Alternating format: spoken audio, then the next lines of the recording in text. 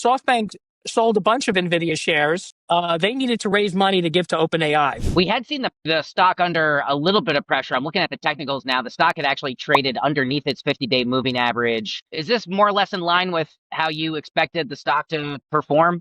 Yeah, they're kind of held to a different standard. It's not enough that they beat expectations. They have to beat a lot and they have to give great guidance. Jensen has to not talk about China too much. All those things kind of came together this quarter. I was surprised it was so range bound. Do you think NVIDIA did enough to ease any of the concerns on Wall Street that AI spending may have been outpacing demand? We've been talking a lot about that in recent weeks. In the short term, this demand's not going anywhere. I've been taking this in 6-month chunks since 2023. And right now, full steam ahead next 6 months. And I think the biggest threat is macro, is a recession. You talk about the more bearish bet that Michael Burry is kind of famously putting on the stock. What are we to make of those headlines? Well, the Peter Thiel thing, it's a very small fund. It had 3 stocks in it in June. One of them was NVIDIA, a relatively small position. I'm not sure what this fund is called, Thiel Macro. Michael Burry, I'm not convinced by the evidence that he's showing around depreciation. And today it was about share-based compensation. So I didn't take those very seriously, but obviously they drove sentiment.